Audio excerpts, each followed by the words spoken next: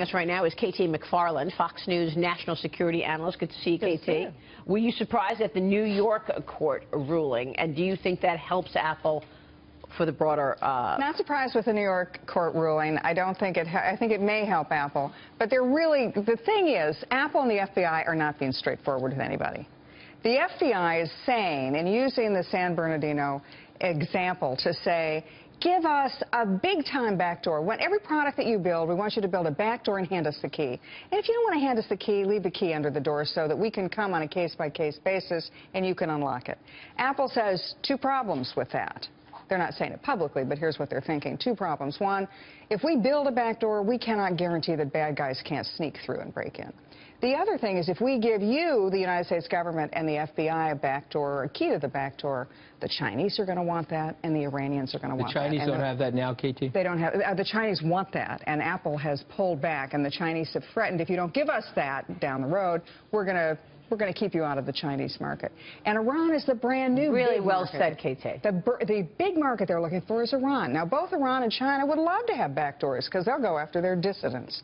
So everybody's right and everybody's wrong.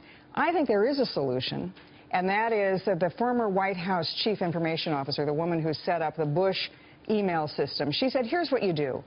You don't need the backdoor thing because it has security issues, it has privacy, and it has commercial issues. But everybody who has one of these, every device has its own individual IP address, like a fingerprint. Go after the IP address. So go down through the cloud, decrypt that one email or that one password on that one phone on a case-by-case basis, and that's how to do it. Why won't the FBI do that? The FBI has said, look, we want the ability to go into everybody. That's wrong. You know, look, if you and I were running things, we would say, okay, Apple, FBI, just do what you need in this case and stop. That's what I have a problem Here's with. why Apple says that. They don't want to. They want to be able to get into the devices that they have a warrant. On the Supreme Court. That's all they want. Well, Apple has actually said. I've had a problem with this from the get-go because of this reason. Right. Yeah. Well, Apple has said, look, this is expensive for us to go on a case-by-case basis. Other countries, we're going to just build one that nobody can get into. Let me just add one thing. Let me just add one thing. What's going to happen? Because in the judge's ruling, he said this needs to be decided by the lawmakers, by Congress, and that's exactly what Apple has said. So what's going to happen? Congress is going to write laws just like the telecom companies have to abide by, just like the banks. How is this any different from a bank? If the FBI has a search warrant, has a court order, they get the information and they get it from telecom companies. Their equipment has to be designed so it can basically honor a court order. Apple is saying, well, that's the out. It will have that's to. The out for Apple, though. They see, then they can say to their consumers, it was legislated into place. Exactly. That's my out. I did my best to. Maybe, but that doesn't help on the Chinese and Russia thing. That doesn't help with the.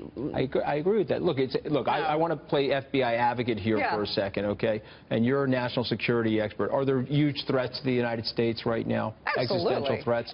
And so bigger threats that are coming. And so if you were running the FBI, wouldn't there be enormous pressure on you to want this sort of information? Of course you want it. But from Apple's point of view, if they're saying, look, we can't guarantee, if we give it to you, A, we may be pressured, but frankly, we can't guarantee that other hackers aren't going to sneak in through this backdoor and use it. And the so FBI says what to that? What does the FBI say to that?